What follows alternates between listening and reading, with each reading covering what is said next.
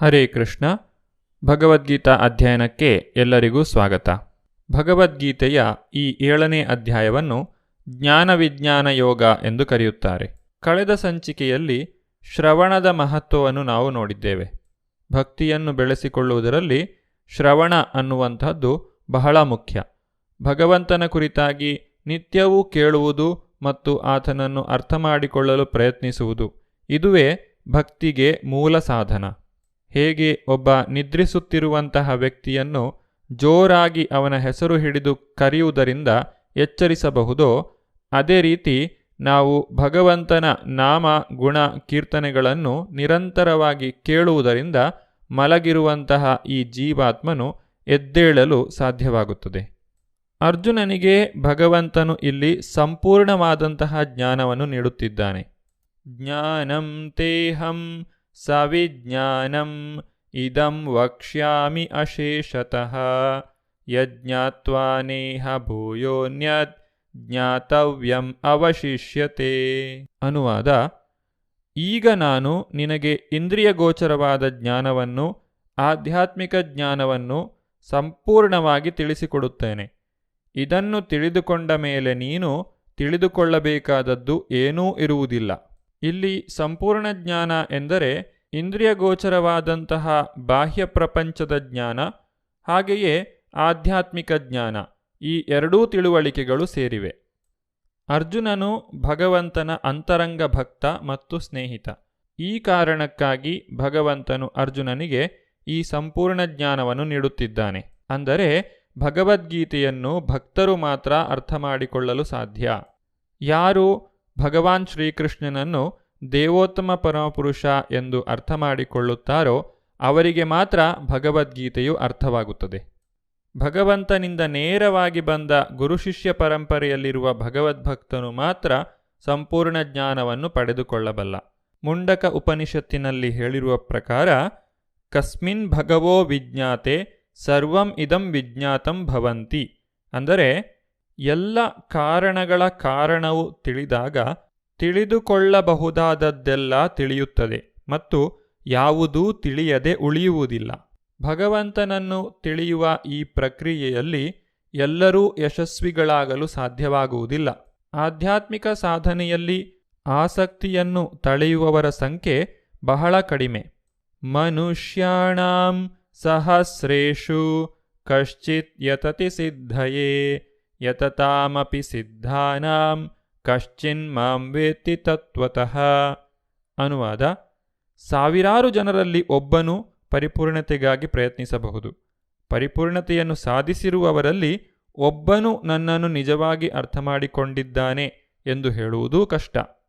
ಜೀವಾತ್ಮ ಎಂದರೆ ಏನು? ಶರೀರ ಎಂದರೆ ಏನು? ಪರಮಸತ್ಯ ಎಂದರೆ ಏನು? ಇವುಗಳನ್ನು ತಿಳಿದುಕೊಳ್ಳಲು ಎಲ್ಲರೂ ಪ್ರಯತ್ನ ಪಡುವುದಿಲ್ಲ. ಮನುಷ್ಯ ಜನ್ಮವನ್ನು ಪಡೆದಿದ್ದರೂ ಜನರು ಪ್ರಾಣಿಗಳಂತೆ ಜೀವಿಸುತ್ತಾರೆ. ಪ್ರಾಣಿಗಳಿಗೆ 4 ವಿಚಾರಗಳು ಬಹಳ ಮುಖ್ಯವಾಗಿರುತ್ತವೆ.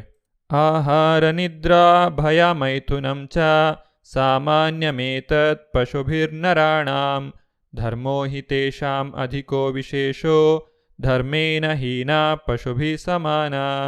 ಆಹಾರ, ನಿದ್ರೆ, ಭಯ ಮತ್ತು ಮೈಥುನ, ಈ 4 ವಿಚಾರಗಳನ್ನು ಬಿಟ್ಟು ಬೇರೆ ವಿಷಯಗಳ ಕುರಿತಾಗಿ ಚಿಂತನೆ ಮಾಡುವಂತಹ ಪ್ರಯತ್ನವನ್ನು ಸಾಮಾನ್ಯ ಜನರು ಮಾಡುವುದಿಲ್ಲ. ಧರ್ಮೇನ ಹೀನ ಪಶುಭಿ ಸಮಾನ. ಯಾರು ಧರ್ಮದ ಕುರಿತಾಗಿ ಚಿಂತನೆ ಮಾಡುವುದಿಲ್ಲವೋ ಅವರು ಪ್ರಾಣಿಗಳಂತೆಯೇ ಜೀವಿಸುತ್ತಿದ್ದಾರೆ. ಭಗವಂತನನ್ನು ಅರಿತಂತಹ ಮಹಾತ್ಮನ ಸಂಘವು ದೊರಕುವುದು ಬಹಳ ದುರ್ಲಭ. ವ್ಯಕ್ತಿಯು ದೊಡ್ಡ ವಿದ್ವಾಂಸನಾಗಬಹುದು, ತತ್ವಶಾಸ್ತ್ರಜ್ಞನಾಗಬಹುದು. ಆದರೆ ಭಗವಂತನ ಪ್ರೇಮಪೂರ್ವಕ ಸೇವೆಯನ್ನು ಆತನು ಅಭ್ಯಾಸ ಮಾಡದಿದ್ದರೆ ಆತನು ಭಗವಂತನನ್ನು ಅರಿಯಲಾರ. ಭಗವಾನ್ ಶ್ರೀಕೃಷ್ಣನು ಎಲ್ಲ ಕಾರಣಗಳ ಕಾರಣನು. ಅವನು ಸರ್ವವ್ಯಾಪಿ ಮತ್ತು ಸಿರಿವಂತ. ಅವನಲ್ಲಿ ಶ್ರೀಮಂತಿಕೆ, ಕೀರ್ತಿ, ಶಕ್ತಿ, ಸೌಂದರ್ಯ, ಜ್ಞಾನ ಮತ್ತು ವೈರಾಗ್ಯ, ಈ ಎಲ್ಲ ದಿವ್ಯ ಗುಣಗಳೂ ಇವೆ. ಭಗವಂತನ ಭಕ್ತರು ಮಾತ್ರ ಈ ಗುಣಗಳನ್ನು ಸ್ವಲ್ಪ ಮಟ್ಟಿಗೆ ಅರಿಯಬಲ್ಲರು. ಭಗವಾನ್ ಶ್ರೀಕೃಷ್ಣನು ತನ್ನ ಭಕ್ತರ ಬಗ್ಗೆ ದಯಾಳುವಾಗಿದ್ದಾನೆ. ಅತ ಶ್ರೀಕೃಷ್ಣನಾಮಾದಿ ನ ಭವೇದ್ಗ್ರಾಹ್ಯಮಿಂದ್ರಿಯೈ ಸೇವೋನ್ಮುಖೇ ಹಿ ಜಿಹ್ವಾದೌ ಸ್ವಯಮೇವ ಸ್ಫುರತ್ಯದಃ. ಜಡ ಭೌತಿಕ ಇಂದ್ರಿಯಗಳ ಮೂಲಕ ಯಾರೂ ಕೃಷ್ಣನು ಆತನು ಇರುವಂತೆ ಗ್ರಹಿಸಲಾರರು. ಆದರೆ ಭಕ್ತರು ತನಗೆ ಅರ್ಪಿಸುವ ಪ್ರೇಮಪೂರ್ವಕ ಸೇವೆಯಿಂದ ಭಗವಂತನು ಸುಪ್ರೀತನಾಗಿ ಅವರಿಗೆ ಪ್ರತ್ಯಕ್ಷನಾಗುತ್ತಾನೆ. ಭಕ್ತಿರಸಾಮೃತ ಸಿಂಧುವಿನಲ್ಲಿ ಬರುವಂತಹ ಈ ಶ್ಲೋಕದಲ್ಲಿ ತಿಳಿಸಿರುವಂತೆ ವ್ಯಕ್ತಿಯು ತನ್ನ ಸ್ವಂತ ಪ್ರಯತ್ನದ ಮೂಲಕ ತನ್ನ ಇಂದ್ರಿಯಗಳ ಮೂಲಕ ಭಗವಂತನನ್ನು ಅರಿಯುವುದು ಸಾಧ್ಯವಿಲ್ಲ. ಅದಕ್ಕಾಗಿ ಭಗವಂತನ ಕೃಪೆ ಮತ್ತು ಭಗವಂತನ ಭಕ್ತರ ಕೃಪೆಯ ಅಗತ್ಯವಿದೆ. ಭಗವಂತನ ಭಕ್ತಿ ಸೇವೆಯಿಂದ ಮಾತ್ರ ನಾವು ಆತನು ಇರುವಂತೆ ಅರ್ಥ ಮಾಡಿಕೊಳ್ಳಲು ಸಾಧ್ಯ. ಭಗವಾನ್ ಶ್ರೀಕೃಷ್ಣನು ಇಲ್ಲಿ ಆತನ ಶಕ್ತಿಯ ಬಗ್ಗೆ ನಮಗೆ ವಿವರಿಸುತ್ತಿದ್ದಾನೆ. ಆತನ ಶಕ್ತಿಗಳಲ್ಲಿ ಪ್ರಮುಖವಾಗಿ 2 ವಿಧ. ಇದನ್ನು ಅಂತರಂಗ ಶಕ್ತಿ ಮತ್ತು ಬಹಿರಂಗ ಶಕ್ತಿ ಎಂದು ವಿಭಾಗಿಸಬಹುದು. ಇಲ್ಲಿ ಭಗವಂತನು ತನ್ನ ಶಕ್ತಿಗಳ ಕುರಿತಾಗಿ ತಿಳಿಸಿಕೊಡುತ್ತಿದ್ದಾನೆ. ಭೂಮಿರ್ ಆಪೋ ಅನಲೋ ವಾಯು ಖಮ್ಮನೋ ಬುದ್ಧಿರೇವ ಚ ಅಹಂಕಾರ ಇತಿ ಯನ್ಮೇ ಭಿನ್ನ ಪ್ರಕೃತಿರಷ್ಟಧಾ. ಭೂಮಿ, ನೀರು, ಅಗ್ನಿ, ವಾಯು, ಆಕಾಶ, ಮನಸ್ಸು, ಬುದ್ಧಿ ಮತ್ತು ಅಹಂಕಾರ ಈ 8 ನನ್ನ ಪ್ರತ್ಯೇಕಗೊಂಡ ಭೌತಿಕ ಶಕ್ತಿಗಳಾಗಿವೆ.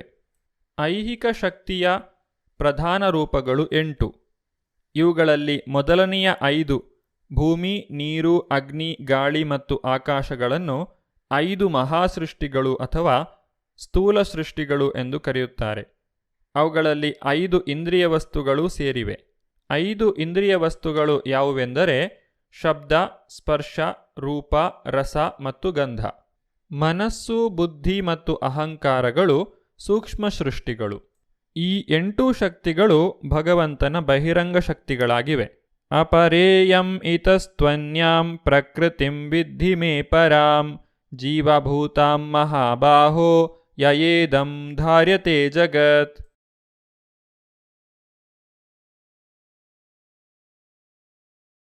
ಅನುವಾದ: ಮಹಾಬಾಹುವಾದ ಅರ್ಜುನನೇ, ಇವಲ್ಲದೆ ನನ್ನ ಇನ್ನೂ ಶ್ರೇಷ್ಠವಾದ ಮತ್ತೊಂದು ಶಕ್ತಿಯಿದೆ. ಅದು ಈ ಭೌತಿಕ ಮತ್ತು ಕೆಳಮಟ್ಟದ ಪ್ರಕೃತಿಯ ಸಂಪನ್ಮೂಲಗಳನ್ನು ಬಳಸಿಕೊಳ್ಳುತ್ತಿರುವ ಜೀವಿಗಳಿಂದ ಆದದ್ದು. ಜೀವಿಗಳನ್ನು ಭಗವಂತನ ತಟಸ್ಥ ಶಕ್ತಿ ಎಂದು ಕರೆಯುತ್ತಾರೆ. ಮೂಲದಲ್ಲಿ ಜೀವಿಗಳು ಭಗವಂತನ ಅಂತರಂಗ ಶಕ್ತಿಗೆ ಸೇರಿದ್ದರೂ ಭೌತಿಕ ಪ್ರಪಂಚದೊಂದಿಗಿನ ಅವುಗಳ ಸಂಪರ್ಕದಿಂದಾಗಿ ಅವು ಈಗ ಬಂಧನದಲ್ಲಿವೆ. ವಿಶ್ವದ ಅಭಿವ್ಯಕ್ತಿಯನ್ನು ಶ್ರೇಷ್ಠವಾದಂತಹ ಜೀವಿಯು ಚಾಲನೆಗೊಳಿಸದೇ ಇದ್ದರೆ ಅದಕ್ಕೆ ಕೆಲಸ ಮಾಡುವ ಶಕ್ತಿಯೇ ಇರುವುದಿಲ್ಲ. ಜೀವಿಗಳನ್ನು ಭಗವಂತನೇ ಯಾವಾಗಲೂ ನಿಯಂತ್ರಿಸುತ್ತಾನೆ.